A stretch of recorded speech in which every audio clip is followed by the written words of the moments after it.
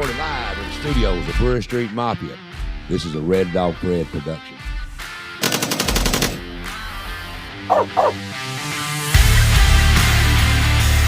And now, your number one rated show, The Mike Weatherford Show. Here's your host, Mike Weatherford. Hey, welcome back to the Mike Weatherford Show. I'm your host, Mike Weatherford. We do the big one. Is the ground fixing to shake under our feet? Hey, you know, Reelfoot Lake back in 18, 12, 13, 11, somewhere around that area, that's what made that lake. A gigantic earthquake. And they say we're past due for one. So how else do you find out if we're due earthquakes, what's going on, what causes them, what to look for, how can we be prepared for one?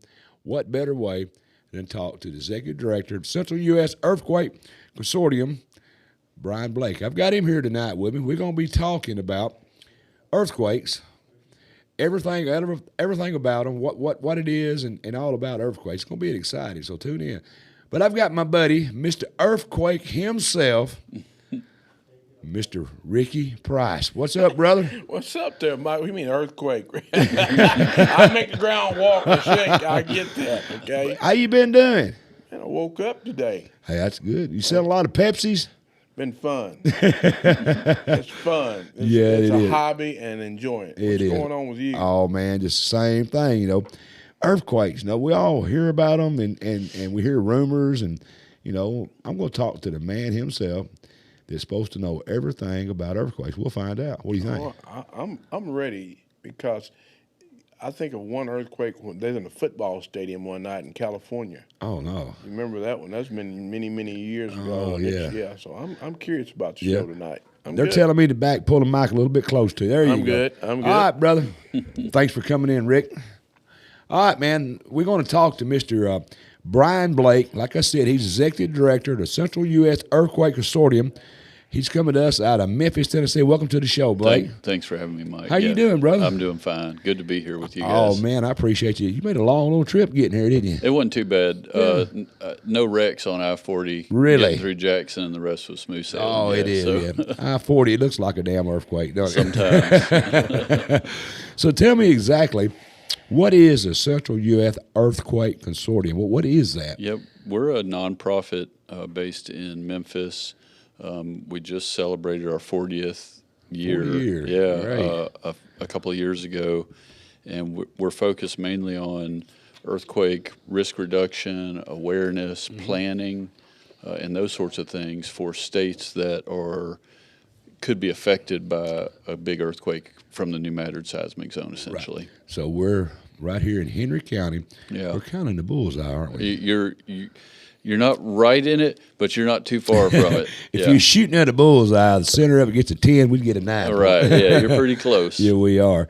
So how long have you been a part of this? I've actually been working at, people call us CUSEC. Yeah. But CUSEC, so I've been there since, let me do the math, 22 years. Jesus yeah, Christ. So you've seen a lot of stuff in 22. Yeah, a lot of shaking going on. A whole lot of shaking. You ain't like Ricky over there, Pepsi, 60 years, ain't it really, Ricky? 50 About years? 70.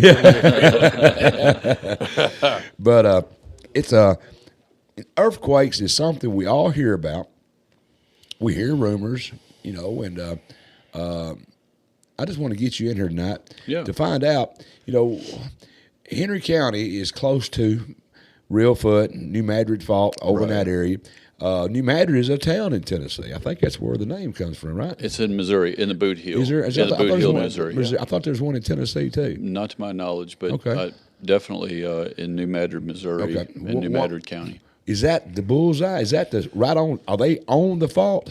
Yeah. So it's kind of important to know that the New Madrid fault is actually what we would consider 3 faults, and it's a seismic zone. So there are multiple faults along this area, but you can really see them on a map. If you look at a earthquake map, you can see kind of where the faults are. Right there. Well, that's not the one, but we'll get that. We'll get to that. Okay. But Yeah, I told Kevin before we went live. You heard me tell him not to mess up, didn't you? Nah. Yeah, and right off the damn bat. But go ahead. But the New Madrid Seismic Zone, there's one fault fault segment that runs roughly from Mark Tree, Arkansas, up through towards Reelfoot. Right. And then it kind of does this zag. This What is a zigzag. fault exactly? I mean, we use that word, we throw it around, and it's a fault. It's the fault. What the hell does a fault mean? Does that mean it's just a break in the earth's crust, or what does the fault line mean? Essentially, yeah. It's and we're different in our earthquakes here than they have in California. Oh, everything's different in California. Yeah. Let's don't even go there. Where they sit on a plate boundary, the Earth's crust is made up of what we call plate tectonics, and these plates move and shift and things like that. Right. And it's almost like a jigsaw puzzle, and those pieces of the puzzle are always moving because Do they slide, or they try to jump on top of each other? a little bit of both. Okay. Yeah. What so causes it?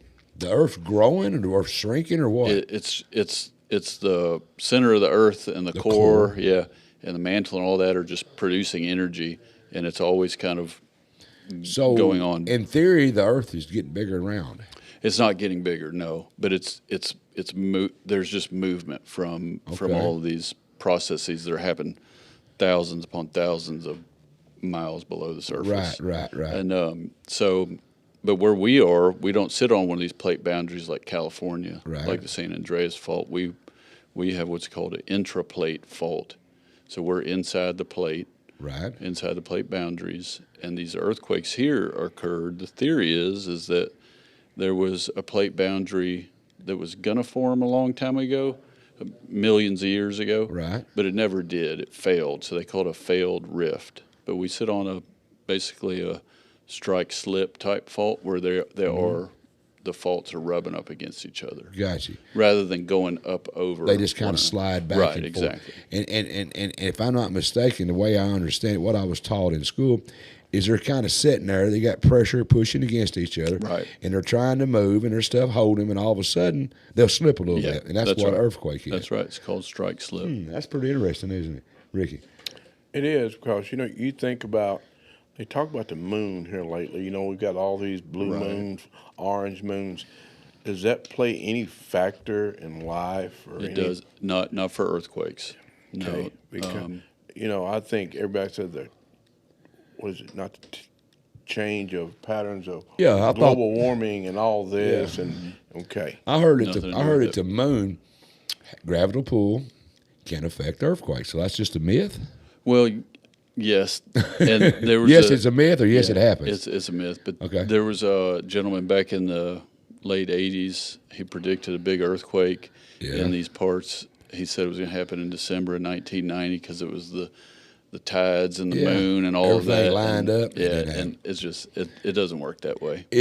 How active is? I got a guy wrote in here says, how active is the New Madrid Fault? Really good question. There are close to 200 to 300 earthquakes over a magnitude 1.5 to a 2 every year in our area. Yeah, you don't feel those, but What's it take to feel?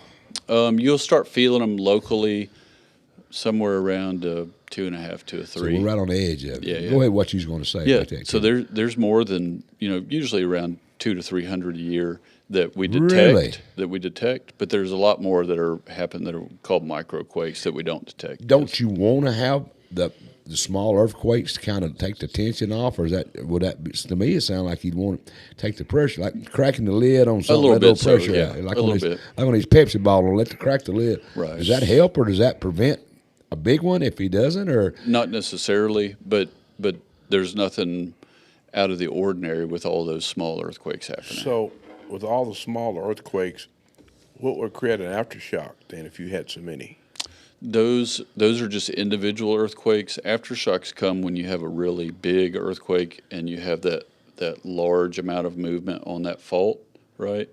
And so there's a big amount of energy released, and then subsequently there's all these aftershocks that come after that. And that's when you have the big quakes, not with these small ones. they're just, I think aftershocks would be just a settling back down after the move. Essentially, yeah. Somebody asked, how deep can an earthquake go, and has an earthquake ever happened in just sand? And she said, this person right here, they tell me in the back, I don't know where she's coming from, I just read what they write here. She has an earthquake detector. What the hell's that? Well, I mean, this is an earthquake detector. If it starts shaking, Well, sure. you have an earthquake. That's kind of like a rock. Yeah. But hang it out with on a rope. You know, if you It go ain't out like there. that old water stick. Yeah. You're trying to find water and start. Well, you can hang a rock out and make a weather rock out of it. Well, I you know, get if you look out there and it's wet, guess It's what? raining. It's raining. And if it's dry, it's not raining. If it's hot outside. If it's got snow on, it snowed. If it's gone, there's a tornado coming. Go ahead. Yeah, but you can see earthquakes here that are, several miles almost below the surface. Right. And they don't happen in sand. It's below where that is here. We have thousands of feet of kind of like clay, sand, silt, all that. It's real good for farmland, Sure. and it's in that Mississippi Delta. Yeah, Mississippi silt, they call it. Exactly. Right. But the earthquakes are happening really far below that. But why does if it's happening way below us, why does it push up the ground? Like, the Smoky Mountains was made by earthquakes, correct? Essentially tectonic Rocky processes, Mountains. yeah. But the Ozark Mountains wasn't. They was made by ice, melted and carved out the mountains. And I'm not I don't know everything. I'm just whatever. No. Right. It's kind of funny. Missouri, right next to the fault line, their mountains are not made by earthquakes. Right. And in East Tennessee, the furthest you can get from the earthquakes, and is made by earthquakes. It's kind of, Seismicity, essentially. Is that what it is? Explain how that happened. Yeah. So, with as mentioned before, some of the faults are really deep, like we have here. Yeah. But out in California, where you've got San Andreas Fault, you've got mountains and things out there. The faults are real close to the surface, and so all that movement, pushes that rock up. Right. And Hawaii is a good example. Yeah. In Alaska, where they've got mountains and volcanoes. Yeah, Alaska is the things. number one place in the world, I reckon, for earthquakes. It's They- Alaska. So you're not carrying me to Alaska on a trip because they got earthquakes up there. More earthquakes than anywhere. Only thing in Alaska would be a polar bear. I mean, you're trying to get away from that. It's really pretty there, though. I got to go I one get time. it. It's My beautiful. son was Oh, stationed there. Yes. But somebody asked, what is the safest place in your home during a big earthquake? Okay, that's a good question. It somewhat depends on where you are. We always say that wherever you are, if you're inside, you don't want to run outside. You don't want to run at all. If you're outside, you don't want to run inside. Kind of stay in the environment you're in. The first thing you want to do is get as low as you can. So you could, if you've got a table like we've got right here, you could get on the table and protect your head and your neck and hold on until the shaking stops. Because in here we've got stuff above us or around us that might fall, right? Right. And if you can't get onto the ground and under something, you could bend down and get low. If you're in the bed, stay in bed. But you don't, used to say, people would be like, get in the doorway. We can't do that for several reasons. It was a myth there was an earthquake a long time ago, and there was a photo of this old adobe brick building that was collapsed, and all that was standing was the door frame. And so people said, get in the door, get in the door frame. But that's not what we do. And there's really nowhere to go. well, I mean, honestly, there's no. You want to make yourself as low as possible. Yeah, I mean, earthquakes, you don't get a warning like you do with a tornado. You're laying there in bed at night, and they probably happen, and you don't even know it. A 2.5 you could probably feel, but the average person wouldn't even feel that. If you're laying in bed asleep, you wouldn't even know it's there. There's nowhere to go. I mean, we don't sit here and worry about earthquakes like they do about tornadoes. They keep you worried to damn death over tornadoes. I mean, they keep me, because you live in Mississippi, you say, well, you're in an alley too. Weekend, yeah, we got them coming again, they claim. You get a warning, Rick. You don't get a warning about it just starts shaking. Yeah, do y'all have any early warning with earthquakes? Excuse me, is there anything that you can say, hey, y'all get ready, there's fixing to be an earthquake? There's no predictions, but sometimes we do get things called swarms, where there's like this heightened level of activity, and so when that happens, groups like the U.S. Geological Survey or the University of Memphis, they send out additional monitoring stations to kind of understand what's going on and where the shifting is occurring to see if it might get bigger or something like that. So I guess earthquake monitoring is kind of like the police. They're there after the fact. It's ongoing. Yeah, There's yeah. stations everywhere throughout Right. this region, But- waiting to detect them. Yeah, but there's no way to know what signs. Okay, I hear a lot of people. First off, I want to ask you a few questions here. It's kind of crazy. Yeah. What does magnitude mean? Magnitude means essentially the amount of energy that's released by the earthquake. Where did that numbers come from? Is it just something somebody years ago said like a tornado F rating? Is that Essentially, and Gotcha. so it goes from 1 to 10. Right. It's virtually impossible for the Earth for the way the earthquakes work. Yeah. For you to get that large of an earthquake, a 10 magnitude. Yeah. But that's what the top of the scale is. It's just not enough. It's not possible to release that energy. so that they drop the scale starts at what?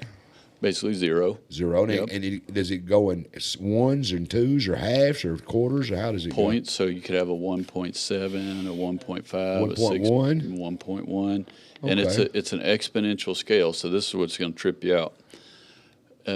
And keep in mind, you have magnitude and intensity. All right. Okay, I've heard both words. So magnitude is the amount of energy that's released. Intensity is what you feel wherever you're at. Right. So if we had a magnitude 7 earthquake in Reelfoot, it'd be a magnitude 7, and the intensity scale is also basically 0 to 10. But the intensity at Reelfoot Lake might be a 10, but in southern Indiana it might be a 2. Gotcha. So it's a different way to kind of Monitor. qualify the energy that is released. But so the magnitude, though, it's an exponential scale.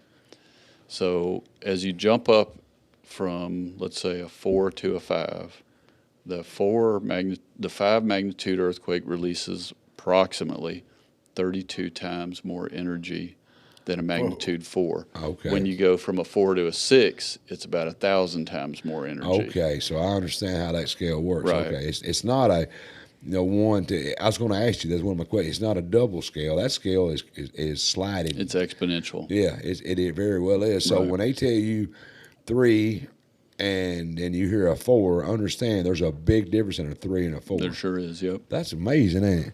That's more than amazing. Yeah. You know, I that's my question. So we set, as you say, off the fault, and I've heard 2.5 on the scale. Mm-hmm. What would a 3 do in an area like this? Just roughly. Not a lot. You would certainly, like if there was a magnitude 3, you would feel it over here. Like let's say that it was over towards Reelfoot, you would likely feel a little bit. But once you start getting towards a magnitude 4, that's when you really more people start to notice it. And here, because of our geology in the central and eastern U.S., earthquake waves travel about 10 times as far as they do out in California, because They have rocks out there. their faults are right on the Yep, surface, yep, right? So the waves dissipate quickly. So here we set 17 miles from Kentucky Lake. Yeah. And I'm just saying, if we had a 5, would it affect the water here at all? It wouldn't really. It shouldn't. Would it shake buildings down? What Not- what number do we need to look at? That's my Yeah, question. gotcha. That's where I'm going. I'm You trying s- to ease my way because Yeah. I've seen pictures of earthquakes that make typhoon. Was that Sure. Japan? Yeah. The best The thing. tsunami. The Yep. tsunami was triggered by An earthquake under an earthquake. So Right. that's my point. I remember the tsunami when it hit Japan, and it created tidal waves, and it just Right. Wiped out the whole town, wiped, man. the whole towns were wiped out. That was the Tohoku earthquake. Is one of the largest How ones big was ever it? recorded. I want to say it was a 9. Oh, I remember when that happened. Yes. It's been a few minutes since I studied that one, but it was one of the largest Yeah. been recorded. That's So, Go ahead. you're talking about when do you start to see damage? Yeah. Locally, from an earthquake, somewhere between a 4 and a 5, you might see some minor damage, especially in older like brick buildings, and we have a lot of those. You're sitting in one. Right, exactly in this Yeah. area. Yeah. So you know, you I'm start. let me explain something. If we have an earthquake and you're in here, I'm doing whatever you do, Rick. Remember that? Follow Blake. Yeah. Out the door. You said we have an earthquake. No, I won't run. That's what you don't want to do. All right. But especially, if you have a large enough one, these bricks from buildings could fall down and hurt you. You Oh, know? yeah. Don't run, people walk. and killed. What you trying to say? yeah. Don't run, walk. Yeah. Make so yourself we say a low. 5 to a 6 is how many thousand times worse? It's 32 times as much energy release. Right. It's not necessarily a predictor I of got you. damage. Yeah, though. right, with energy release. So the difference between a 5 earthquake on the New Madrid Fault and a 6 on the Madrid Fault relates to Henry County. So if we have a 5 over there, we might feel a little rumble. Probably wouldn't You tear nothing definitely up. feel it. Yeah. Nothing would probably get damaged. We had one here when I was a child in the early 70s. Yeah. Yeah. Right. I don't even know what number that was. It was a pretty good one, I think, It- 4 or it- 5. No, it was, I think, maybe a 5.6. Yeah, it was something pretty like good. It was pretty. I remember it. I was Mid I was- 70s. Yeah, Yeah. yeah. I was walking across the living room floor, and it felt like the house is moving Right. around, But anyway, a Now 5. imagine 32 times That's that. what I'm going to say. Yeah, well, that's what I'm saying. we That's- go to a 6. We're going to get some rumbling. Right. And we hit a you would see some minor damage here, definitely, even if it happened over in Lake County. Right. That's from a where magnitude ours are going to come from. Right. I don't think Henry County is going to have an earthquake under Henry County. We're Right. going to be the ripple effect You're a from. little bit on the edge of it. Yeah. Are we far enough away that we should be in a safe zone? Or are we still close enough we need to worry? You're close enough, and worries may not be the right term, but definitely it's something to be aware of. Right. And there are a lot of things people can do. Yeah, I want to talk about that yep. second half to show what we can do. What are earthquake booms? You heard this, Ricky, where Yes. people say, here lately we've been people on Facebook everywhere. What is that sound outside? I've been hearing a boom. What's the harp? The harp. They're changing the weather. People says that. There is some booming going on. Mm-hmm. Is that earthquake related? Have you heard that? Occasionally, earthquakes will cause a boom Before sound. they happen? Not necessarily before, but around the time that it happens. Yeah. Okay. Like, What is that from? It's just from the energy being released. Echo, maybe? Yeah, coming up from the ground. Really? And it's much more prevalent though, out in Oklahoma and places like that where you have those booms. But Right. here they're so far down Right. below the surface. How far are they down? As much as 10 kilometers at least, is where we start to see those earthquakes start to happen. So that's a few miles, roughly. They say, Ricky, talking about them shaking, when Reelfoot Lake was formed in 1811, 1812, that earthquake rung bells up in Boston, Massachusetts. It did ring bells on the East Coast, but it was reported in Boston Yeah. that they rang in Charleston, South Carolina. Okay, well, I was close. And those earthquakes did cause minor damage in Charleston, South Carolina. We did a tour there. Really? And, What's minor? There were some cracks in some old brick buildings. So I wonder what kind of damage Paris got Well- back then. Well, there wasn't anybody here, so Yeah, we had some people here in 1812. it was mostly Native Americans Yeah. that live in the region, but no real built environment. Okay. Log cabins and that sort of thing. You say deep in the ground. What would, I'm saying 3 foot, 6 foot magnitude below the ground. What would you say were the deepest part here? My best example, we mine clay through this part of the region, and I've seen clay pits that's been dug deep. Yeah. And I'm just figuring, we No, jumped we're into talking several miles deep. deep. Does any? Yeah, I'm gonna ask some other questions. Talking about that earthquake over there. 3 earthquakes on February 7th, 1812, near New Madrid, Missouri, made Reelfoot Lake. What all happened and how far was it felt? And we then went to that part. They said bells is ringing in Boston. I don't know. That's what I hear. That's okay. And did Mississippi River run backwards to fill in Reelfoot Lake? Gotcha. So in December of 1811, there was a really large earthquake. Yeah, huge. About a magnitude 7.5. Yeah. They estimate that we didn't have instrumentation and ways to measure it back then, but based on the felt reports and that it was felt on the East Coast. Yeah. Or it could have been bigger. They think now that about magnitude 7.5 was as Okay, large as they okay, were. okay. So they had one in December. Right. Then they had one in January. Correct. Then there was one in February on February 7th. And that last one was the one that was Yeah, I got a pictures I want to show up here. Keep talking to me. That is the after effect. Right. I think it's made a little what I want to call, that's a sand volcano. A sand blow, yep. Yeah, okay, that's a sand blow right there. Explain what a sand blow is. Yeah, so during those earthquakes, as we talked about, we sit on really sandy soil, right? And so when you have saturated soil, if it's a rainy season or whenever, summertime not so much, but you can get these sand blows where because of the earthquakes, all the pressure that's happening, and the water comes up to the surface and causes these what's called liquefaction features. And you see those light areas in the pictures there. Those are leftover sand deposits from these little mini, almost like you said, sand volcanoes a little bit. What I read on this was that people talked about it in that area over there. I don't know if it's Native Americans or not, but there was sand squirting up out of the ground for 100 foot in the air, just shooting straight up, and all kind of weird things. Lightning.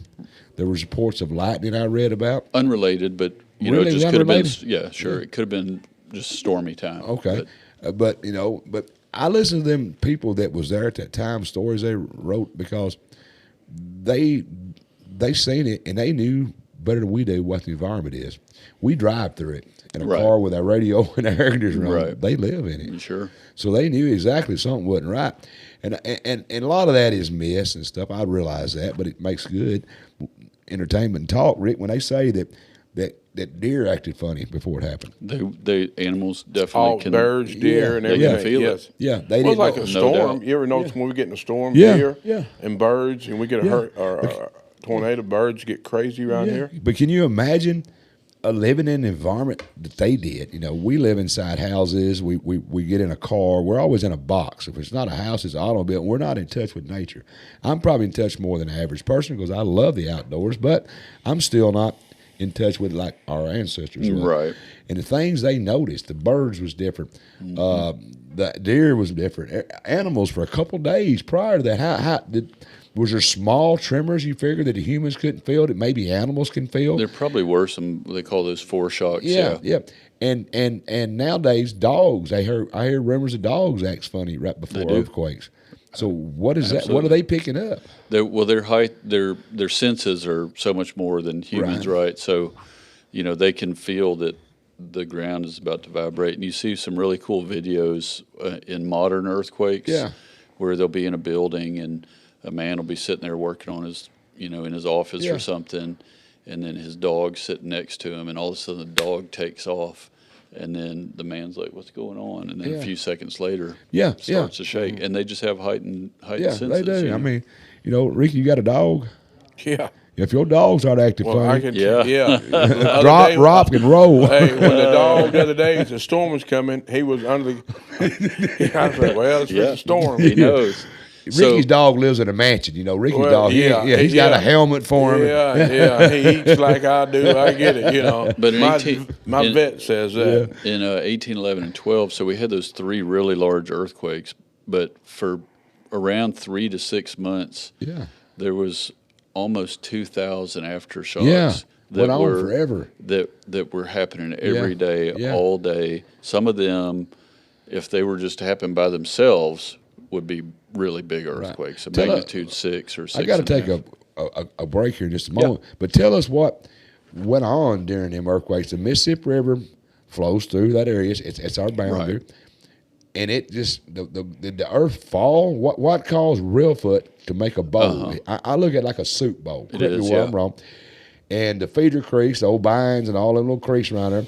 But the Mississippi run backwards to fill that in. That must be one hell of a hole because the Mississippi River is way below sea level. Was that a tidal wave to run backwards or a flood? Not necessarily, but the ground, shook so that parts of it sunk down, other parts lifted up. It's just it's called subsidence. Yeah. When the ground sinks like that in areas. Thank God we wasn't modernized, Ricky. I mean, you and I could have been sitting somewhere, and all of a sudden the Mississippi River comes through our yard, through your house. I mean, it happened in East Tennessee. These poor people up there. But they say a lot went on at that time. The Mississippi River run backwards, and I'm sitting there thinking the Mississippi River is below sea level or it wouldn't flow south, so it's got to be running downhill. So that means that the Reelfoot Lake had to be one hell of a hole to get below the sea level of the river. Correct me where I'm wrong. Yeah, what happened was the earthquake happened in parts of where the Mississippi was. Yeah, rose up. Got you. And then parts where Reelfoot along that fault was dropped. And so it backfilled in, and then it made Reelfoot Lake. And over time, the river, started to course correct itself when things settle down and rivers do what they do, and they cut. That's right. They go where they want to go. I've got them on my hunting property. They trust me. The damn things make right. that and beavers make sure I got plenty. Exactly. And the tail of the Mississippi is like it's right here. If man didn't control it, it moves all the time. But that's what caused that. It's the largest natural body of water in the state of Tennessee. It is. It is. It's one of the largest in the world as far as earthquake rate. I don't know if it ain't the largest. Earthquake Lake. That's right. That's what it is. We just had one, Ricky. You're right. March the 20th, and it was a 2.8, which was maybe fillable, right? Over here northwest of Dyersburg, Tennessee. Is that normal? Are we having more activity? Is that a warning? It's normal. The activity level right now is normal for what we usually see, and it's not any kind of warning. Okay. No, it's just so it's no quiet before the storm. No, that's exactly right, Rick. It's no quiet before the storm. Hell, that's what my curious. If you don't have one, are we quiet? We're fixing to have one. I got a couple questions I'm gonna hit you before I go commercial break. Amy asked if the multiple small quakes keep the big ones from hitting. I'd probably take some friction out. I'd say it does release energy, but it's always moving. The faults are always moving a little bit, but it doesn't prevent large ones from happening. Can we drill a hole and put some grease down in there to stop all that friction? You can tell the mechanic.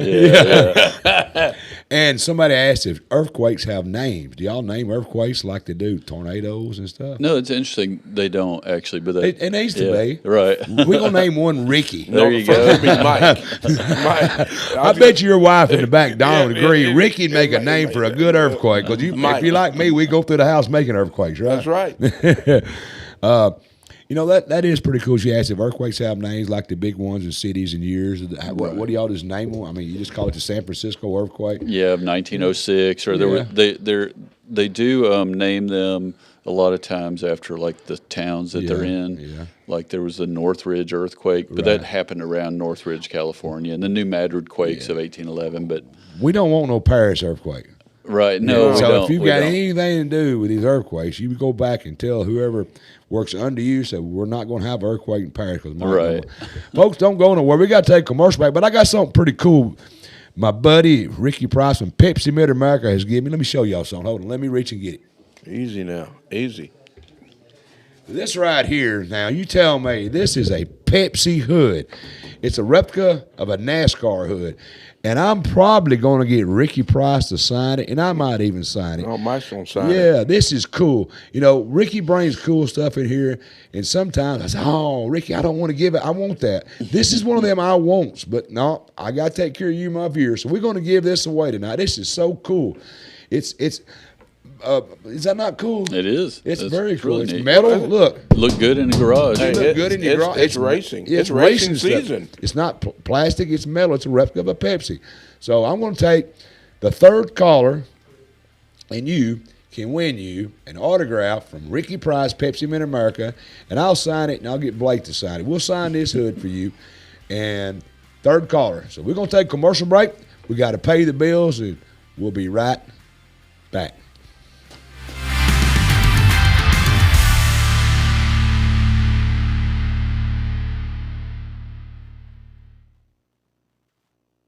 Charter Senior Living, located at 350 Volunteer Drive, is a premier community for seniors interested in pursuing life, energy, and purpose. We have restaurant-style dining, life enrichment programs, social activities, local scheduled transportation, and a beauty salon. We show respect to our veterans with a wall of honor. Our mission at Charter Senior Living is to enhance the human spirit. For more information about Charter Senior Living, call us at 731-644-9680. Is your tank on empty? Come to 54 Fuel Mart, located at 1213 A Westwood Street, for the best prices on gas. What about your other tank? The one that is growling? 54 Fuel Mart has you covered for that as well. Check out our fried chicken, wings, pizza, and many other items to satisfy your hunger. On Tuesdays and Fridays, you really need to check out the fried fish. We also have a selection of freeze-dried candies, along with an entire aisle of candy bars and other sweets. Is it raining, or do you just not want to get out of the car? We have a drive-up window for your convenience. We also have dyed diesel for use in your tractors and other farm equipment. We have parking for big rigs, and our business hours are 5 a.m. to 10 p.m. Feeling lucky? Well, do you? We have scratch-offs, and you can try your hand and the TN lottery while you're here. 54 Fuel Mart, located at the Westwood Y, Paris. Chad Cox, PLLC, provides representation in the areas of criminal law, family law, personal injury, wills and probate law. Chad Cox serves Paris and the surrounding area. He does not believe in a one-size-fits-all approach to representing his clients. He reviews every detail of your case to ensure that you receive an assessment that is specific to the unique circumstances in your case. Chad Cox is located at 104 North Brewer Street, Paris, Tennessee. Contact us at 731-642-4446.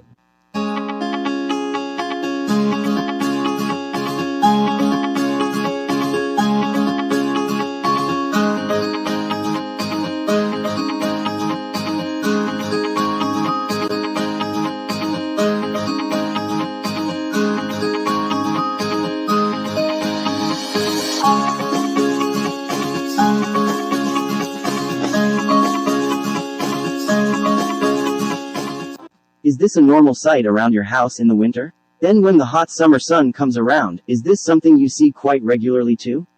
If so, AccuAir is your answer. AccuAir serves all surrounding counties with top-notch HVAC techs to get you in the comfort that you deserve. Call Nathan or one of the highly skilled techs from AccuAir. AccuAir also offers BPU-approved financing for all your HVAC replacements. AccuAir is your #1 choice for all your heating and cooling.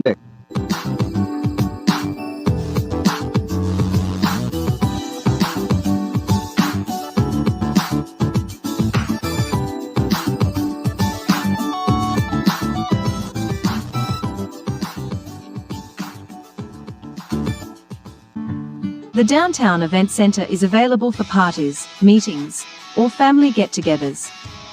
The center comes with spacious seating and an area that will help make serving food easier.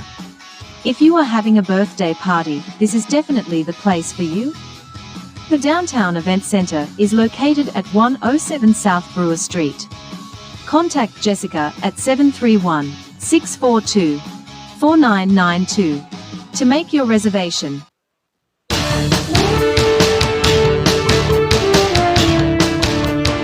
Hey everybody, this is Jeremy Buckaloo coming to you from the Brewer Street Mafia Studios. We've got some exciting news for you, and that we've got a new show coming your way.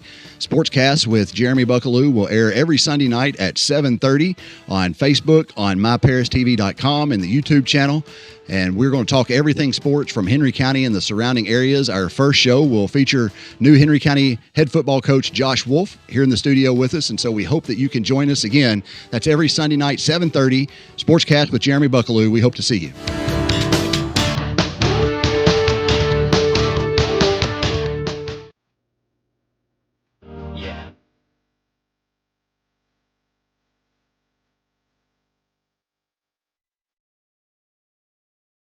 All right, folks, don't forget, we got coming up Friday, April the 18th, 7 p.m. at the Parlor in Puryear.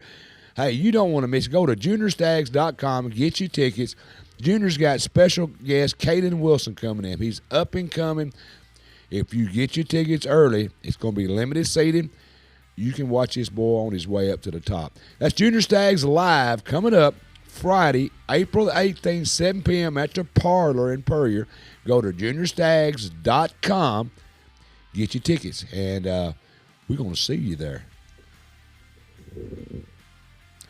Don't forget, next week, right here on the Mike Weatherford Show, we got unsolved mysteries, murders, and breaking updates. I got my buddy Bert Staggs coming in. Amelia Courtney, she'll be zooming in along with Heather Cohen. They're investigators. One of them's out of Memphis, and one of them's out of New Jersey.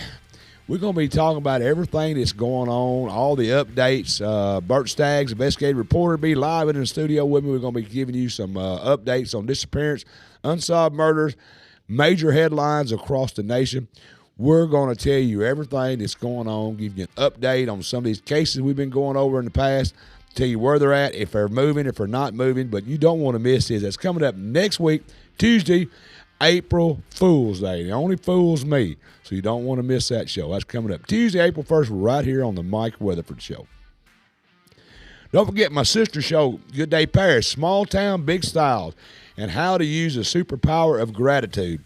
You don't want to miss it. Go find this. It's called Good Day Paris. It's on Facebook. It's on all the platforms. It's one of my sister shows. It's coming up on Thursdays, March the 27th, 6:30 p.m. Central Time. It's every Thursday. Go find them. Go follow them. Tune in. You'll never see. You might even see me over there. But you guess what? The guy that runs the show for me, Kevin Keel, he has been a co-host on this show once or twice. Go over and watch him mess up, watch him screw up, watch all the funny stuff that he does, and I'll be laughing. Yeah, no, go over and watch him. That's coming up this coming Thursday, March 27th.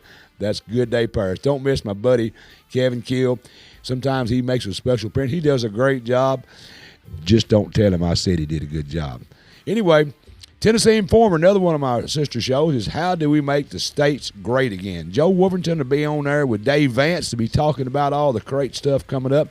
That's the Tennessee Informer. Find him, follow him, subscribe to him, do all the right stuff so Dave can keep you informed on how do we make states great again with his special guest coming up.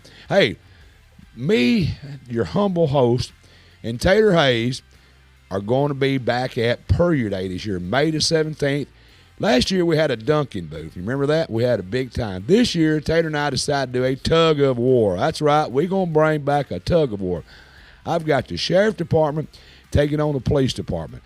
I got some local fire departments taking on each other. We've got some waitresses at restaurants going to do some tug of war. And I need you to put a team together and contact me. It's going to be May the 17th at the Puryear Day big celebration. Me and Taylor will be emceeing it. We're going to have fun. Contact me right here. Get you a team together. Come on down and join us, and we'll have fun at Puryear Day, May the 17th. Don't forget, tug of wars. Get your team together, and you get the bragging rights. I might even get Big Ricky to be my anchor. Me and Ricky might take on something. Ricky, you think we can take on you think us? Hold on a minute, Ricky. You think me and you, the host and co-host, can take on the control room? Let's get a string. Yeah. And I might even get Blake come back up here and help us pull. But I think you and I can take that control room back there. I get it. Yeah, we can that's 5 or 6 of them back there. Hey, man, you get a string. We'll get them all. That's right. We'll get them all. I won't be much to help too. Yeah, we'll get you in there. Don't forget, folks, we need some more teams, so we want you to contact me via Facebook Messenger or just call me, come by the shop. You know, you can find me anywhere. And put a team together, 4 or 5 people, and let's make this Puryear Day coming up May the 17th the best one yet. So there you go, folks. That's everything coming up. Did y'all see what I just seen a while ago? Did I not hear that here at the Brewer Street Mafia Studios we are launching another show? That's right. We have got Sportscast Live coming up with Jeremy Buckaloo. Hey, that's coming up Sunday, April the 6th. It's going to be every Sunday at 7:30. Go on over to his Facebook page right here, Sportscast Live with Jeremy Buckaloo. We all know Jeremy. He's always on the radio. He's calling all these games. He's going to be talking with all the sports people across West Tennessee, Southeast.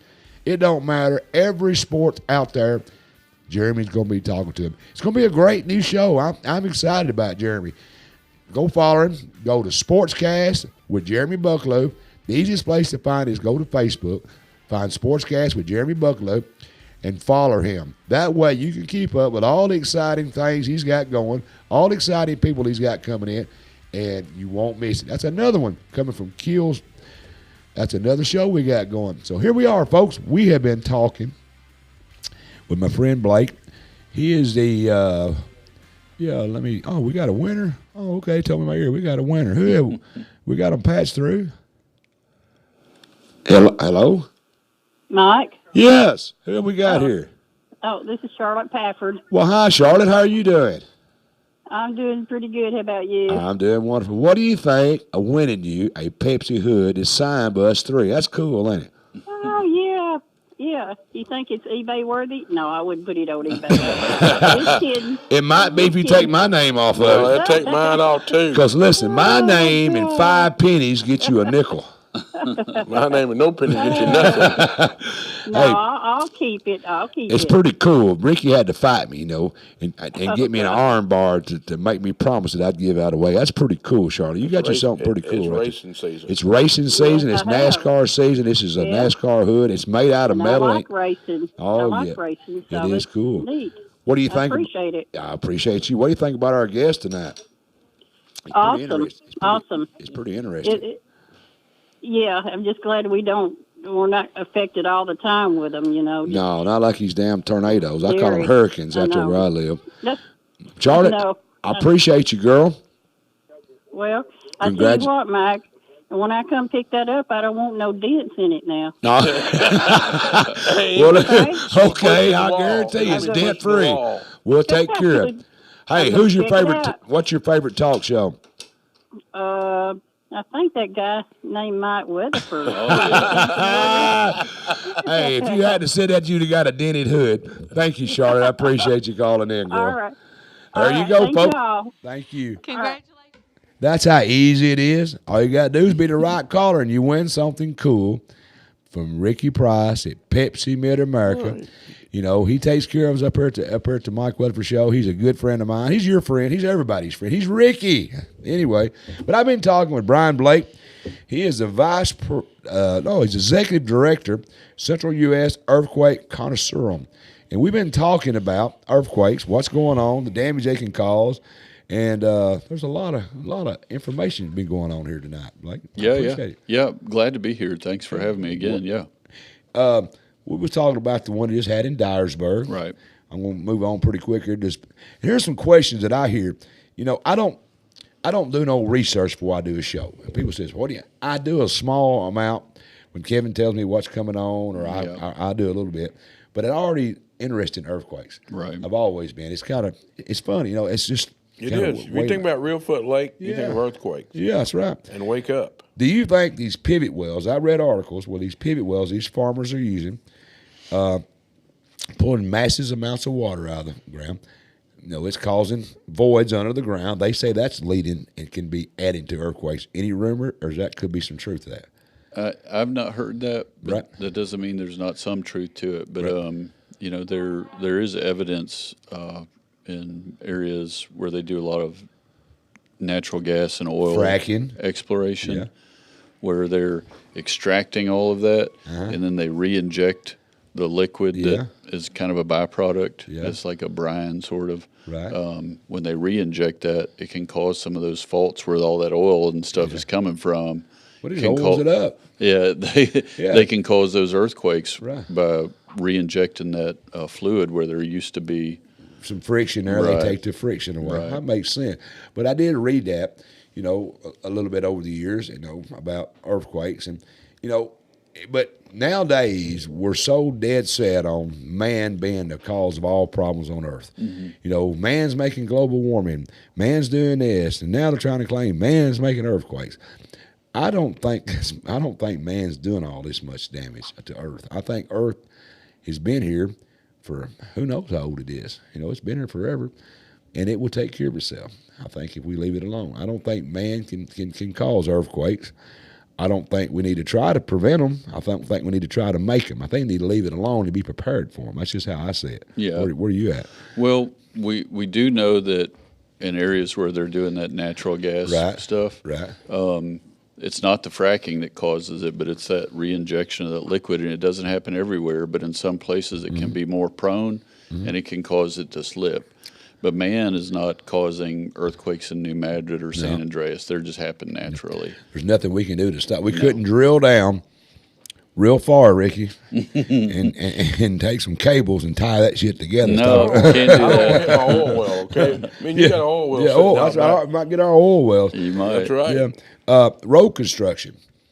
I've heard them rumors that now this is not me talking. Don't think I'm just telling you stuff I'm thinking. Some of the stuff I do think, but I read on this for years about earthquakes. This is kind of crazy, and I don't want to get no damn conspiracy started, guys, but I've got to ask this or I wouldn't be Mike. We're a round ball, and we're putting which I did have a guy on my show said we're not rounded, we're flat. I've had a flat earther on my show, so, but Mike still thinks the earth is flat. And we're building on Earth, and we're getting Earth off balance, and that could be causing earthquakes with all this road construction, all this buildings, and all this dams, and all these bridges. Anything to that you found?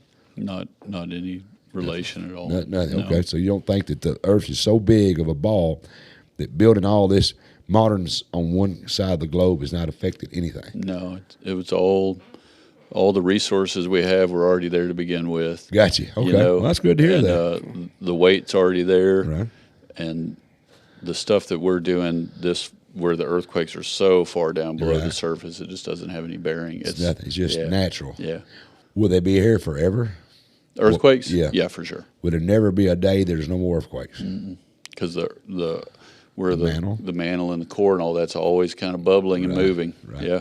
That's really exciting. You would think, Ricky, I was hoping he'd say, yeah, eventually we're If the about sun goes out, that might be the case. Oh, but- okay. I thought he was going to tell us, Ricky, we're getting at the end. The Earth's kind of made itself. It's all it's done. He says, hell no, it's going to happen now. No, it's going to Well, just keep at moving. 2.5s, and we're sitting here and just think a 3-4 point can knock the pictures off the wall. Oh, yeah. Right. I've seen that happening, but and you get past the 5 number, I think that's the It's when you start to feel it. Yeah, that's when you, what the hell? What the hell was that? Yeah, what was that? Yeah.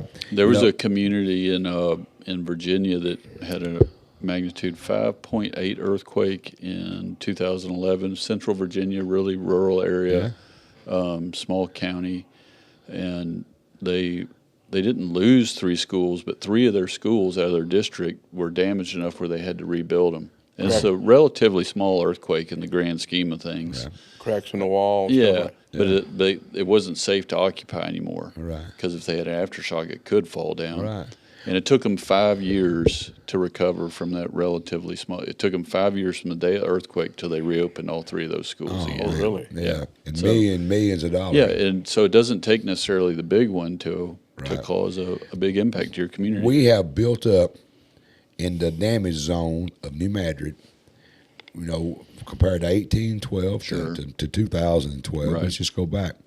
That's 200 years. Look how much more people we built, bridge and infrastructure we've got. Right. If that earthquake hit today, the same one that done that Reelfoot Lake, if it hit today, it would be a catastrophe. It sure would. I know we have a map of that. Yeah, put too. that up there, Kevin, that map. We just did a study There where you go. Explain that to us. Yeah, we did a study where we're looking at what would some scenario earthquakes, what kind of damage could we project from that based on ground shaking and the amount of infrastructure that we've got in the region. Yeah. And this kind of shows that. And this is for an earthquake that would occur kind of on that southern end of the New Madrid Seismic Zone, but also towards the eastern edge of it. Right. Up there or down there in Tipton County from where we are right now. Mm-hmm. And so you're just looking at some of these numbers here, about 1.5 million people exposed to very strong shaking, right? Yeah. $150 billion in economic loss, 2,700 fatalities. So this is a Hurricane Katrina level disaster. Yeah. And nuclear bomb disaster. essentially, and more 15,000 people hurt. needing hospitalization. Jesus. Yeah. Need hospitalization. And there's not that many hospital beds available. No. in Look at the given town in buildings. our area. The buildings is really a crazy. 92,000. What is that? I can't. Displaced households. So that's households Wow. with people that they can't Yeah. live in their homes anymore. They have to go Right. get shelter or live with a relative or Jesus. hotel or So whatever. it goes back to the point you said, the one we had in 2011 in Virginia, Right. the displacement of schools. Right. That's part of that. That's an alarming is. number. That's a very alarming is. number. 305,000 buildings damaged.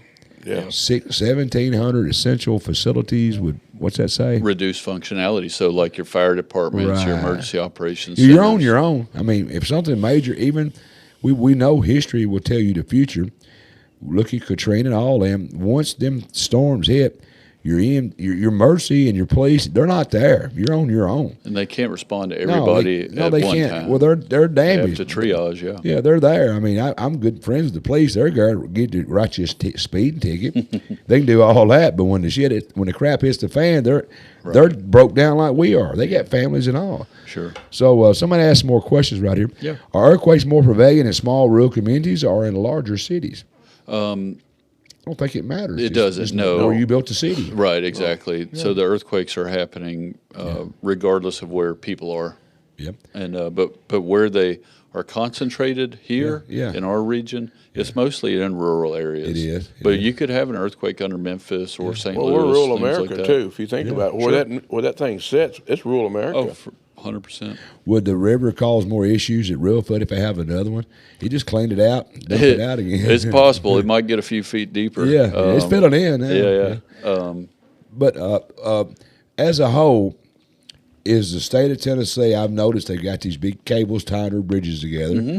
I don't know what that's going to do. I mean, what would it do? Keep it from make the bridge where you can find it, tie it together, like tethering a NASCAR hood. The hood's still going to come off, but it stays with the car, you know. Right. The point of that is to just prevent that bridge or the overpass from just completely collapsing. Right. And those. It's not what I'm trying to get at. I guess I should rephrase my question. It's not going to make the bridge safe after a earthquake hit. It's still going to be damaged, but it's not going to fall plumb down. Right. And it might still be passable.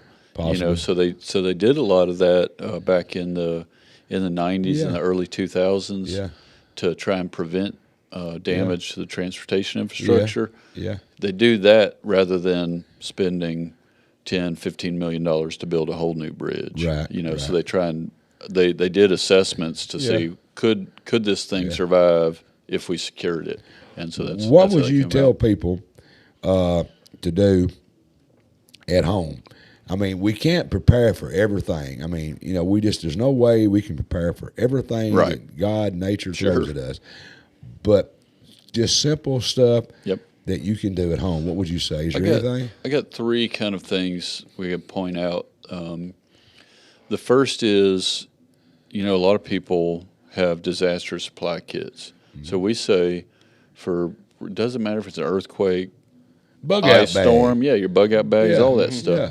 You want to have 2 weeks worth of supplies minimum. We just saw in Helene, right? Yeah. Hurricane Helene. Yeah. People could be on their own island after a disaster because you can't get We transportation. could be on an island here if we had an 8 hit us or something. You might not have resources that can come in, right? So you want to be able to survive on your own for 2 weeks. That means 2 weeks worth of water per person in the household. Non-perishable food, extra prescription meds, cash on hand, things like that. Pepsi. No Diet Pepsi because we heard that's not. We need the the real stuff. Hold it up here. We need the real Pepsi. 2 weeks supply you need Pepsi. A full let it. So, that's right. Bring it on, Ricky. Yeah. So, So what that looks like is 1 gallon of water per person in the household per day. Right. So for one person, that's roughly 15 gallons of water, right? So that's 3 of those 5-gallon buckets that they sell at the store. Right. So that's one thing you can do. So that helps you for earthquakes or any other kind of disaster. That's what you're telling, Brian, is good for any disaster. Yeah. It's just there's nothing. It's an emergency situation. Yeah. What about tying your water heater down? Yep. So that's going to be, I'm going to get to that number 3. Okay, I'll leave you alone. Number 2 is look into things like earthquake insurance on your homeowner's policy or your business policy or your renter's policy. And a lot of people don't know that earthquakes are not covered by your policies. It's like floods. Just like floods. It's a separate rider that you have to add on there. And it's something you need to investigate. So if you're a homeowner or a business owner, just hope it burns if the earthquake knocks it down. If it burns because of the earthquake, it's not covered. Yeah, maybe not. And the insurance companies will They look all, out for if that. an earthquake, I hate to butt in, but I've got this. I warned you that's the way I am on my show. I just kind of go down rabbit holes. It's your show. Yeah, but I go down rabbit hole. If an earthquake hit, Ricky, and we're predominantly in Farm Bureau, State Farm, and all that area where we got around here. A lot of different insurance, but that's predominantly ones around here. They'll be bankrupt. Well, there's absolutely no way any insurance agents company they pulling out of California because of fires. They don't have the equipment to fight the fires with in California. If one hit is bad, as we're done Reelfoot, the way infrastructure is around here in all these houses, the insurance companies would be broke. I don't know how they could pay all the claims. The government had to back. They won't have to because the vast majority of people aren't insured for them, so they will not they're not going to pay somebody that's not already Yeah, insured, right? I'm that person. So Me too. I'm not insured for that. So it's And I live in something a to look in. Two-story house with a basement. I'm just sitting up on a, I feel like I'm about to fall over any time. Something to look into. Yeah. And but those insurance companies, you'll be glad to know for all the disasters they face, generally, especially those big ones. They're insured by another insurance agency, the reinsurance market, right? So it's this whole thing that like a Lloyd's of London. Yeah, type deal. exactly. Underwriters and all this stuff. Yeah. And so that's one thing. First thing, disaster preparedness kit or emergency supply kits to survive 2 weeks on your own. And I know it's a lot here in the rural part of the state versus like the metro areas like Memphis and things like that. It's a lot more prevalent where people can survive on their own for longer periods of time. I'm going to put your website up while you're talking, but keep going. Pop his website because you get more information here. Yep. Okay, he'll pop that up while we're talking. Go ahead, that's Brian. great. So the emergency supply kits check into things like insurance and how you can be more financially prepared because you don't want to go bankrupt after an earthquake or any other disaster. Insurance is a big key to that. Then the third thing you can do is you can secure things around your home, around your office, in your shops, wherever it is, for several purposes. If you have even a moderate earthquake, let's say we start to see damage around a magnitude 5, right? Yeah. You have one of those earthquakes, and all your stuff falls over, a lot of bookcases or expensive stereos or TVs, stuff like that. You're gonna it might break, and you have to buy new ones. It might hurt somebody, and you also have kids climbing up on furniture. People fall into it, dog quakes, and all sorts of things. Yeah. So you can secure stuff for, sometimes pennies on the dollar compared to what the thing costs.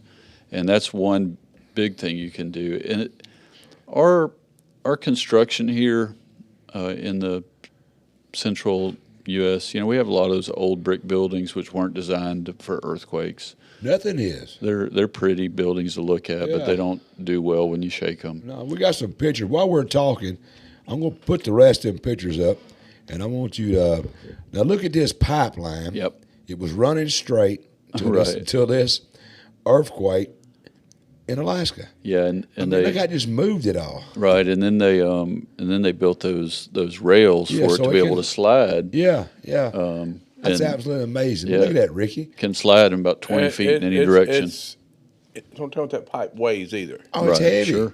I mean, that tells you how small of a footprint human beings are making. When that thing, it's heavy. I never thought of that, Ricky. You're exactly right. There's no telling what the It'd weight take a couple dozers to move that thing, or if one could either move it. Even a dozer wouldn't move it. Yeah. All right, go ahead. Next photo I think we got here. Now, you know these people, I'm sure. I just, randomly, you said you knew this guy. Yeah, one on the left, I know. Tell me what we're looking at here. We're looking at a fault, I'm pretty sure. Yeah, this is what they call, I think, a fault scarp, where you can see down into the fault where the earth has moved, right? Right. And so you see one side of it's a little higher than the other. Yeah. And that's on the that's different than our faults here, where we have the strike slips. Right. And those are crawling. So where he's standing, is that the difference of the Yeah, the ground there. Yes. See the ground? Yeah. That's how much that earth rose up right there. Or the other side dropped, whichever one. Right, exactly. Yeah. I see that. We got any more photos? Yeah, this right here is another map that gives us the chances. We're in an area that's got a 50% chance of a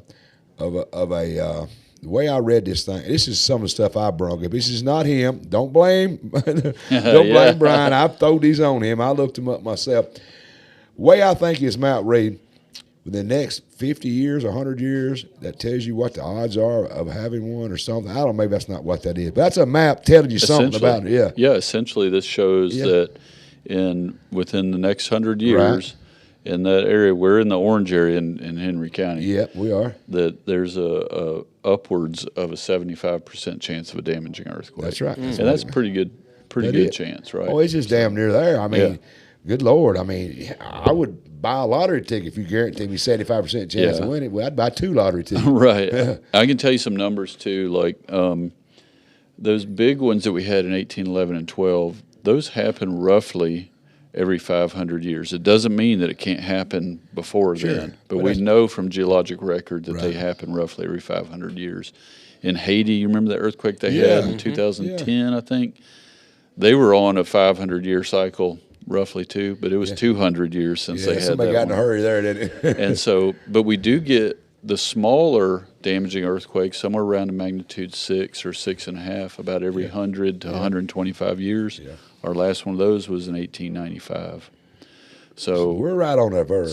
So again, it's hard. You can't really predict it. You can't predict the future with earthquakes, but we know from past record about how often these shakers hurt. I know I got to get you out, or you got a long drive home. That's okay. But I want to ask this question: where do you find evidence of past earthquakes to study? I mean, what do you go look at? What the hell do you just say? Hey, there's an earthquake. What do you look at? Yeah, just like those guys were standing in that. Yeah, but that's a modern one. But how do you find one that happened 500 years ago? Yeah, so they can tell. They've got this carbon dating method where. You know where those sand blows you showed earlier? Yeah. They say, "Oh, we got the sand blow out here. Let's go excavate it." They dig it out with their bulldozers, and they go down deep, and they can see various layers over time where there's a sand.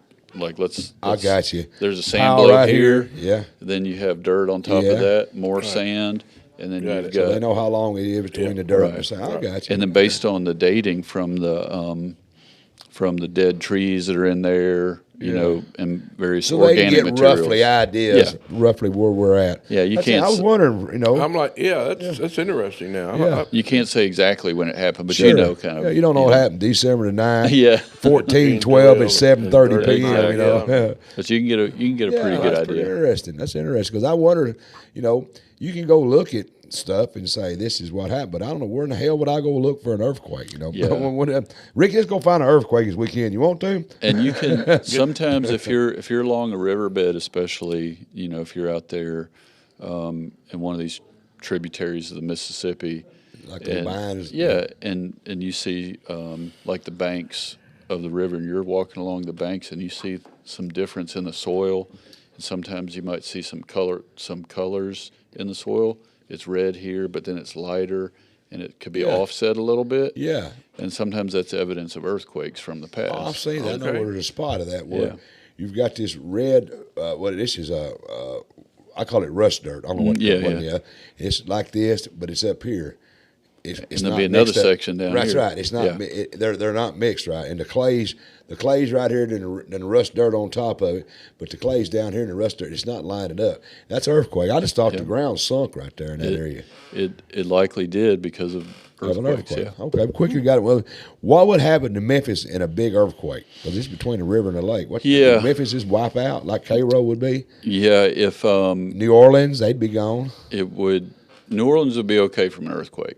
Really? Yeah. No damage impacts there, except for things that might be in the river at the time, hazardous materials flowing down. So they're not. They don't have shaking down there. No earthquakes. Thank God they've got enough. Got no alligators. Alligators, run off. And they got those. What about Memphis? What are those things called they got down there in Louisiana? Those giant rodents. Oh yeah, I know what you're talking about. We got them here. Capybara? No. I know what you're talking about. They're big rats. They were invasive, yeah. Yeah, they're invasive. What the hell do you call them? Oh, they got bounties on their heads too. But anyway, they're on our. You hunt them in Tennessee. Yeah. Go ahead. But in Memphis, we would expect if there was an earthquake that happened over there around Mark Tree or in Tipton County or even a moderate Covington, 6.0, Covington, a 6.0, even that could happen under Memphis. Yeah, it could really be devastating. It could just sink in, and Memphis could go underwater. Yeah, and you have so many of those old buildings down there. Again, it's a lot of that was never designed for earthquakes. But I just keep in my picture in my mind, Ricky, and I'm sure you do too. Earthquakes, when they're moving, something's got to drop. You just seen that right there. The Real Foot Lake was probably level ground, and now it's a hole in the ground. If that hole just sunk in right around Memphis, and all that Mississippi started filling that in, it's in a hell of a mess. I mean, can an earthquake change the whole geography, the whole outlook, coastlines, riverbanks of the whole continental USA because of a big earthquake? Not of the whole, no, but of certain areas it could. Yeah, small areas within 100 miles. Okay. somebody asked if a major earthquake could split land in half on a large scale. No. Okay, not large, small scales. Okay, Not at all. Like open up earth in places. No. Okay. You might see some small openings like we did in that picture. But you're not going to fall in. No. and fall No, you're not going to fall in a crater. No, and you're come not out going to in do China. that. Right. I thought if I seen one, I better learn to speak China before I fall in Chinese. Well, man, you told me you wanted out here at 8. It's 10 after. About-ish, You told me you had to go because you got a 2.5 hour drive. A little bit better than that. Well, let me tell you something. I got to get to work in When the you morning, come on too. to my show, you know this is the Brewer Street Mafia. Yeah. And everybody wants to know if they're part of the Mafia because you've been in the Brewer Street Mafia. Gotcha. I'm going to make you an official member of the Brewer Street Mafia. Thanks, Mike. You can read what that says on it. It tells you what it says. Oh, God, I got to get my glasses on right. Well, the Mike Weatherford Show. What's it sound? Official Brewer Street Mafia member. Thank you. Appreciate it. So when you go to Memphis, you flash it. You know they got the Memphis Mafia, right? Yeah. That overrules the Memphis That overrules Mafia. them all. That overrules any right there. mafia you ever Will go this to. help me with the speeding ticket here? Just wide open, Okay. buddy. Just layer on the wood. Flash that. Yeah. That's it. Flash that. Good When you're deal. on the way home, just layer on the wood. That's all you. I said, Mike said it was all right. Mike That's said, right. Let I'm her going to be rip. honest with you. That thing right there and 5 pennies will get you a nickel. Exactly. Well, but Brian, I'm going to call you Brian now. Yeah. I appreciate it. Yeah, thank you for It's having been me very on. informational. I told you that I don't do the kind of shows that you're probably used to going and doing, where they set up there and everybody's proper. I ask questions. Proper enough. I want to know, and I try to keep it down where people can understand what you're saying. I want to shoot for the knees. I don't want to shoot over your head. And the smart one's Ricky. Genius, whatever. Okay, whatever. My genius. crew in the back, they're smart, but I'm just your humble host. I'm not real smart, Just a peon. Yeah, okay. that's right. What I am. When you're not smart like me, nobody asks me anything. Don't ask Mike. He's dumb. He don't know. So I kind of, I'm. Was there any other burning questions on there in the chat or that you had before I hit the road? No. Anybody got anything you want me to ask him? Hell, I'll open the phone lines up. If somebody wants to call right quick, studio phone line is 731. Listen to the back groaning. 731-407-4098. If you've got I hear y'all back here. If you want, there you go. Look at him put it up. If you want to call, I'm going to give you about a minute to call. If you want to talk to Brian, and find out anything you want to know about earthquake, I'm going to let a call in happen tonight. If nothing, y'all tell me in my ear if anybody calls in. If it don't, we'll go ahead and close the show. But it'll be a good one if somebody call in and ask you a good question. And I'd like somebody to live through one to call in. Tell me what it's like to live in a major earthquake, a bad one where things are shaking. How long does an earthquake last? They can last anywhere from seconds to a minute in our area. Those shaking go on for as long as a minute. Well, shit's going to maybe even a little bit longer, but not. A minute's not going to so wipe things out. A minute will be It's a a whole lot long of shaking going on. It's a long time to shake. Yeah, most people can't hold their breath a minute, so you know that's going to be a long shake. Anybody calling in the back? All right. And we were talking about Memphis earlier, but there was a big earthquake in 2011 in Christchurch. It wasn't a major, in terms of magnitude, but it was a 6.3, and it killed several hundred people. And the government there in New Zealand, in Christchurch, underneath their central business district, they estimated that was a 50-year recovery period for them. Ooh. So they have them all the time in the Middle East. I started to bring some pictures of that and put on here.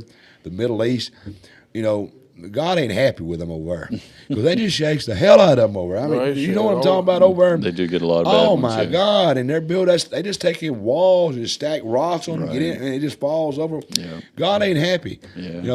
He's shaking the heck out of them over there. A lot of shaking going on. It is, and I look at the houses and they fell in. Well, who the hell didn't think they wasn't going to fall in? It's poor construction. It's very poor construction, and don't get on a trip and vacation over there with all them rock houses are, because it shakes all the time. Every day there's an earthquake. And I feel sorry for the people. Sure. I really do, don't get me wrong. But my God, it's all the time over there. God ain't happy with them people for some reason. Yeah, you see it in a lot of those Middle Eastern countries, Afghanistan, all that area over there. Turkey, places Oh like my that. God, they get big ones. Yep. 7s and 8s is regular Sure. over there. Hell, they get a 2. They like them 2 shaking over there. They just lay down. Oh, I feel that's a back massage for them guys. You know what I'm saying? They don't get no small. They just bam, the world blows up, Yep. And they just keep it going. They dig them out and go on about the business. I guess like us and tornadoes, we kind of, we put our tornadoes on the front porch and give them a glass of sweet tea. And send them on their way. Send them on their way. All right, nobody's going to call in and ask me All anything. right. Man, I appreciate it. Yeah, thank you. Appreciate for you coming me. in. And nice to meet you guys. And Ricky, thanks for hanging with us. It was great. I think it was informational. We got a lot of information out there, and something I was interested in. And I think if I'm interested, my viewers are going to be interested because nobody can get enough information. Yeah. We're all in this whole world together, and I mean that. If we can teach somebody something, or if somebody wants to know, I try to ask mythical questions, and you give us the straight answer. Then we just kind of weeded through a lot of crazies, and we have some information out there. Great. I appreciate it. Ricky, brother. I got to say one thing. Say it. It's real informative. It was very informative. That's what we try to do much. here. Yeah, I throw some good shows in all my craziness. People need to understand this. Don't go to sleep at night. It can't happen to you. It can. Hell exactly yeah. right. But we can't be scared all the time. No, we you can't live run in around fear. in bubble wrap and helmets on. We can't do that. Just live your life. I mean, he just told us, Rick, that America had been going on for millions of years, and there's been humans here forever. Yeah. Native Americans, they didn't give a crap about they were teepees. They didn't live in teepees around here. That was out in Western Plains. My family is Native American. They just lived in houses like mud houses around here and stuff, and they didn't get all upset about them. Tornadoes, they seen they was coming. They saw it coming But I on do believe that we've gotten away from nature. This is just me talking, to where we don't know nature. There's probably warnings that if the older people back in the day knew there was earthquakes coming. Maybe Native Americans, they knew when tornadoes was coming. They knew when all this stuff was coming because they was part of nature. And we've gotten away from that. We have to have machines now, equipment, computers to tell us what's happening. But guarantee you back in the old days, they knew something was up. Yeah. What happened. They knew it was coming. All right. Appreciate you, Ricky. Like always, brother. Man, it's been fun, Mike. Thank you Always for coming pleasure. in, man. That hood's pretty cool deal right there. We're going to sign that before we leave so don't run off. All right, folks, don't forget, next week, April the 18th, we got Friday, April 18th, 7 p.m. at the Parlor. My friend Junior Staggs is back with special guest Caleb Wilson. Limited tickets available soon at juniorstaggs.com. If you've never been to the Parlor, you're going to miss it. It's pretty cool. It's a listening room set out there. It's pretty cool. Junior Staggs is going to be playing. He's going to have a special guest, Caleb Wilson. And I just found out Brian Blake. If you happen to be watching me, Junior, Brian Blake, he wants to talk to you. This guy is, my guests are always, like I said, they're special guys. This dude is a singer-songwriter, too. Amazing. I should have had him bring a dang guitar and sung his earthquake song. I don't know. You wrote any songs about earthquakes? No, I steer clear of that. You didn't write one. No. Whole lot of shaking going on. That was already wrote, though. That's right. I'm He sorry. can re-record it. That's already done. Hell, I thought I was on to a hit. I wrote a song. Well, It was a there's love a song song. there. It's something on the fault line. There's an old country song, something on the fault line. That's right. I wrote a song one time. It was a love song. It's called "She Broke My Heart and I Broke Her Jaw." Oh gosh. It didn't go over too good. All right, folks, don't forget next Tuesday, April 1st, right here on the Mike Weatherford Show. I've got Burton Staggs coming in live, investigative reporter Burton Staggs. We're going to have Amelia Courtney zooming in from New Jersey, Heather Cohen zooming in from East Tennessee, and we're going to be talking all the updates on all the stuff we've been talking about here for the past year or so on these murders and missing peoples and just all this stuff is going on. There's always something. We're going to get an update on everything. You don't want to miss this one because there might be some good stuff coming up. I don't know. I haven't asked because I don't want to know because if I know, I won't ask them. So I'll wait till they get here and I ask them everything. And that's coming up next week right here on the Mike Weatherford Show. I got anything else I need to talk about or we just about got all my promos done? Looks like we have.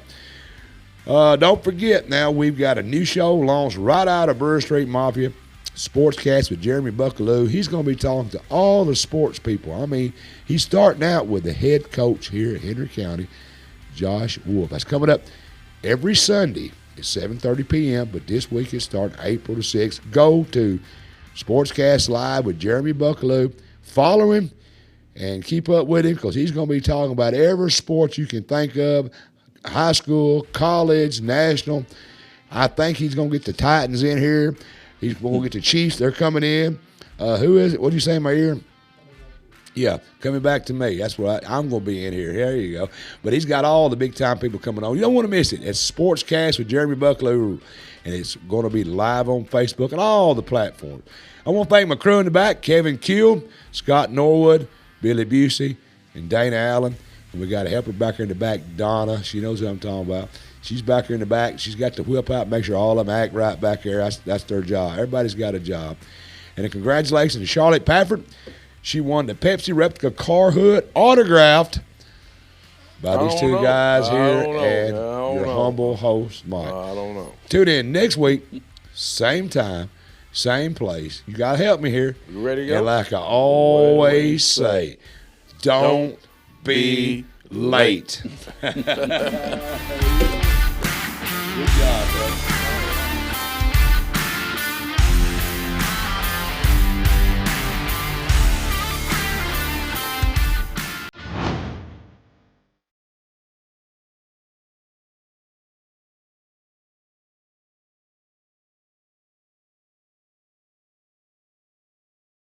The Mike Weather Show is recorded live in the Brewer Street Mafia Studios, downtown Paris. A Keel Media, Brewer Street Mafia production.